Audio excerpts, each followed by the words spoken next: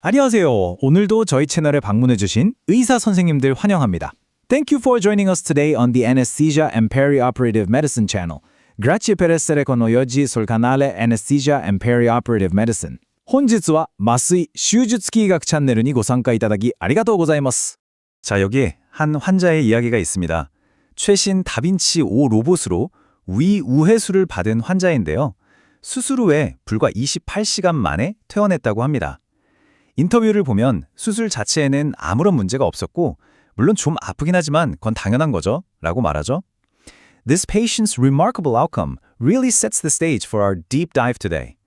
이 놀라운 회복 속도는 현재 로봇 기술이 도달한 정점을 보여주는 동시에 우리에게 다음 단계에 대한 아주 근본적인 질문을 던지게 합니다. 로봇이 단순히 외과의의 손을 정밀하게 대체하는 도구를 넘어서 스스로 판단하고 수술을 집도하는 미래, 과연 가능한 이야기일까요? 오늘 우리는 이 거대한 질문에 답하기 위해서 자율수술의 새벽을 연 연구실의 성공부터 시작해서 이걸 가로막는 현실의 장벽들은 무엇인지, 그리고 이 모든 변화의 중심에서 우리 외과와 마취과 의사의 역할이 어떻게 재편될 것인지 아주 체계적으로 분석해 보겠습니다. So, let's begin with the moment a surgical robot first truly operated on its own. 네, 우리의 첫 번째 파트는 병원이 아니라 최근 수술 로봇의 패러다임을 바꾼 아주 중대한 돌파구가 마련된 한 연구실에서 시작됩니다. 바로 이곳에서 로봇은 처음으로 정밀한 도구를 넘어서 자율적인 주체로의 전환 가능성을 똑똑히 증명해냈습니다. 존스 홉킨스 대학 연구팀이 개발한 SRT 데이시라는 시스템이 인간의 어떤 개입도 없이 돼지 사체 조직에서 담낭 절제술, 즉 콜레시스텍토미를 성공적으로 수행했습니다. 슬라이드에 보이는 이 17개의 단계는 단순히 기계적인 동작을 순서대로 나열한 게 아닙니다. For instance, Step 1, Identifying the cystic duct, requires not just seeing but understanding complex anatomical relationships. 담관을 정확히 식별하고 클립을 적용하고 또 조직을 절제하는 각 단계는 엄청난 정밀함은 물론이고 주변 상황에 대한 이해를 요구하는 과정이죠. 이걸 로봇이 자율적으로 해냈다는 점, 바로 이게 이 연구의 핵심이라고 할 수 있습니다. 더 놀라운 점은요, 8번의 시도에서 100% 성공률을 보였다는 것뿐만이 아니에요. 로봇은 숙련된 인간 외과의보다 훨씬 더 부드럽고 효율적인 경로로 움직였습니다. 게다가 수술 중에 조직이 예상치 못하게 움직이니까 평균 6회가량 스스로 경로를 수정하면서 변화하는 환경에 적응하는 능력까지 보여줬습니다. This isn't just automation, it's intelligent optimization. 그럼 도대체 어떻게 이런 수준의 이해가 가능했을까요? 그 비밀은 바로 챗GPT와 유사한 언어 조건부 모방 학습이라는 기술에 있습니다. 수많은 수술 영상 데이터와 각 단계에 대한 텍스트 설명을 함께 학습해서 기계가 지금 이 단계에서는 이걸 해야 한다는 수술의 맥락을 이해하게 된 겁니다. 자, 그럼 이 놀라운 연구실의 성과가 현재 우리가 수술실에서 쓰는 로봇과는 어떻게 다른지 그 간극을 자세히 한번 살펴보겠습니다. 이제 두 번째 파트, 자율성의 6단계입니다.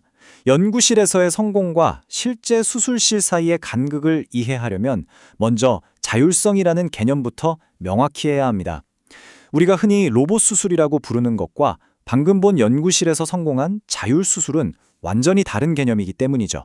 현재 다빈치 5 같은 상용 시스템은 외과의 손 움직임을 아주 정밀하게 전달하는 일종의 원격 조종 도구입니다. 이 시스템의 목표는 로봇의 자율성을 높이는 게 아니라 힘 피드백이나 개선된 인터페이스를 통해서 외과의 자율성, surgeon autonomy를 극대화하는 데 있습니다. In this model, the surgeon is always the executor. 외과가 모든 것을 결정하고 실행하는 주체죠. 반면에 SRT-H와 같은 연구는 로봇이 직접 집행자, executor가 되어서 수술의 일부를 책임지는 완전히 다른 차원의 자율성을 목표로 하고 있습니다. 수술 로봇의 자율성은 이 표에서 보시는 것처럼 자동차 자율주행처럼 0단계부터 5단계까지 명확하게 나눌 수 있습니다. 현재 다빈치 5는 손떨림 보정 같은 레벨 1, 그리고 힘 피드백 기능까지 고려하면 한 레벨 1.5 정도로 볼 수 있겠네요. 그리고 레비타 마스 시스템의 AI 자율 카메라처럼 특정 기능을 자동화하는 것이 레벨 2입니다. The key takeaway here is that current commercial technology sits firmly between levels 1 and 2. 현재 상용 기술은 레벨 1과 2 사이에 머물러 있다는 거죠. 그런데 앞서 본 SRT-H 연구는 봉합이나 절개 같은 단위술기 전체를 자동화하는 레벨 3의 가능성을 증명한 그야말로 엄청난 도약이라고 할 수 있습니다. 자, 그렇다면 이 기술의 상용화를 주도하고 있는 시장의 현실은 어떨까요? 세 번째 파트에서는 시장의 역학과 경쟁 구도를 살펴보겠습니다. 이 분야는 사실 한 기업이 거의 모든 것을 지배하고 있다고 해도 과언이 아닌데요. 바로 인투이티브 서지컬입니다. 인투이티브 서지컬은 그냥 선두주자, 이 정도 수준을 넘어서 사실상 이 시장의 표준을 만드는 기업입니다. 이 회사의 시가총액이 약 1,800억 달러, 우리 돈으로 240조 원이 넘습니다.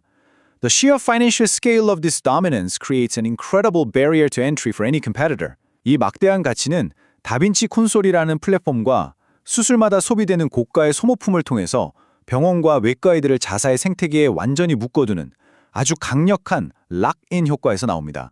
보시는 것처럼 인투이티브 서지컬은 전 세계 수술 로봇 시장의 약 70%를 점유하면서 압도적인 지위를 유지하고 있습니다.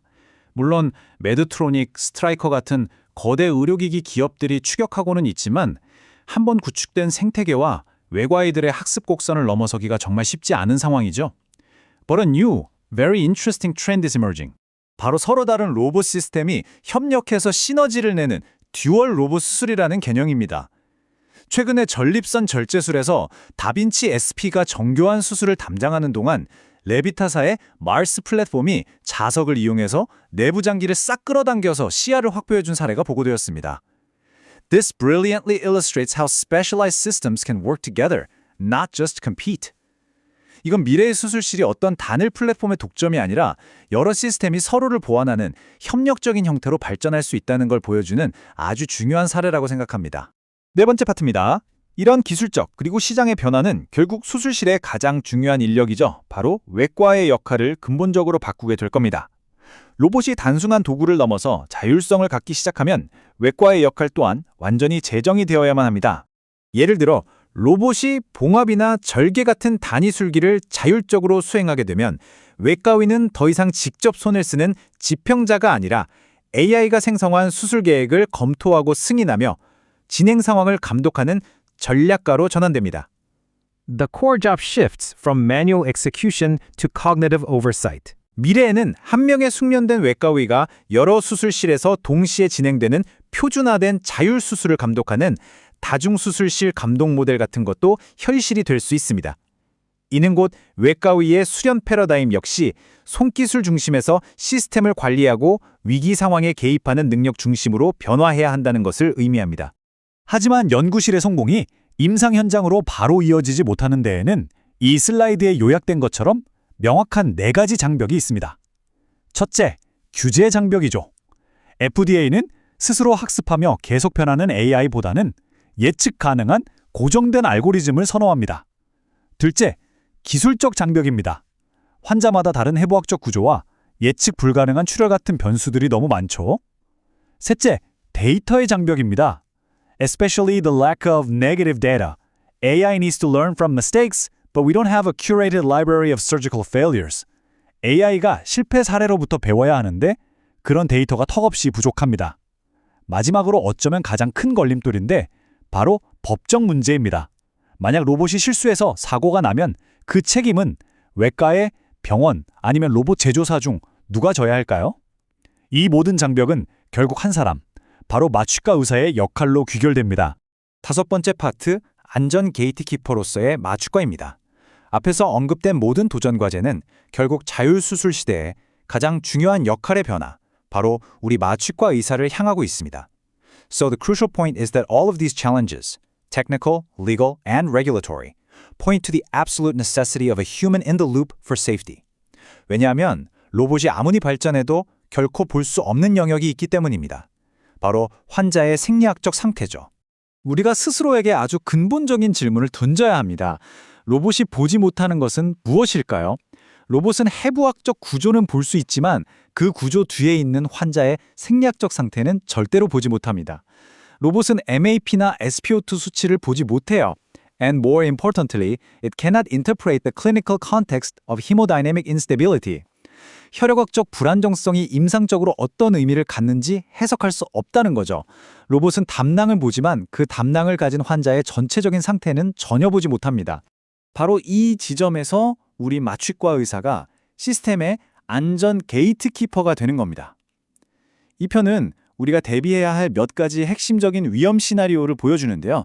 예를 들어 첫 번째 시나리오처럼 느리고 감지되지 않는 출혈이 발생했다고 가정해보죠. 로봇은 계획대로 완벽하게 수술을 계속하지만 마취과 의사의 모니터에는 MAP가 서서히 떨어지고 베소프레서 요구량이 늘어나는 치명적인 신호가 나타납니다. Another critical scenario, the patient develops bronchospasm and SpO2 drops precipitously. 환자에게 기관지 경련이 와서 산소 포화도가 급격히 떨어지는 상황이에요. 로봇에게는 아무런 변화가 없는 상황이지만 마취과 의사에게는 이건 수술을 즉시 멈춰야 하는 응급 상황인 거죠. 이처럼 로봇의 기술적 완벽함이 오히려 환자의 생리적 위기를 가려버릴 수 있다는 점이 가장 큰 위험입니다. 따라서 미래의 수술실에서는 마취과 의사에게 타협이 불가능한 새로운 권한이 반드시 제도적으로 보장되어야만 합니다. 첫째, 상황적 권한입니다. 마취과 의사는 위험을 감지했을 때 외과의의 승인 없이도 시스템을 즉시 중단시킬 수 있어야 합니다. 둘째, MAP가 60 미만으로 떨어지거나 SpO2가 90% 아래로 내려가는 것처럼 명확한 임제값에 도달하면 로봇이 자동으로 정지되는 생리적 지표 기반 자동 정지 프로토콜이 필요합니다. This is about establishing clear, non-negotiable safety mandates before the first autonomous case ever begins. 마지막으로 마취팀이 수술의 속도를 늦추거나 일시중지를 요청할 수 있는 인터페이스가 반드시 보장되어야 합니다. 자, 그럼 이런 자율 수술이 모든 병원에서 동시에 도입되지는 않을 겁니다. 이 기술은 기술 자체보다도 이 기술이 가진 리스크를 관리할 수 있는 시스템을 갖춘 것에서 먼저 시작될 가능성이 높습니다. The key prerequisite isn't just having the robot, it's having the entire ecosystem of support. 가장 유력한 후보는 연구 인프라와 다학제적 지원이 가능한 대형 대학병원, 그리고 탈장 수술이나 담낭 절제술처럼 표준화된 수술을 대량으로 시행해서 AI 학습에 유리한 데이터를 확보할 수 있는 전문 센터가 될 것입니다. 결론적으로 미래 수술실의 청사진은 인간의 대체가 아니라 인간과 로봇의 시너지에 관한 것입니다. 정교하고 표준화된 술기는 로봇이 집행하고 외과의는 전체적인 전략을 감독하며 마취과 의사는 환자의 생리학적 상태를 끊임없이 감시하며 시스템 전체의 안전을 보장하는 새로운 팀워크의 시대가 오고 있습니다. This is the new paradigm of teamwork we must prepare for. 자율수술의 발전은 외과의의 손을 자유롭게 해서 더 높은 수준의 판단에 집중하게 하고 우리 마취과 의사를 수술 안전의 최종 책임자로 그 위상을 격상시킬 것입니다. This leaves us with one final critical question for every one of us. 오늘 우리가 함께 논의한 이 거대한 변화의 물결 속에서 우리 각자는 스스로에게 이 질문을 던져보아야 합니다. 과연 우리 팀의 현재 권한 구조와 문화는 스스로 판단하는 시스템을 맞이할 준비가 되어 있습니까? 이 질문에 대한 고민이야말로 미래 수술실을 준비하는 가장 중요한 첫걸음이 될 것입니다.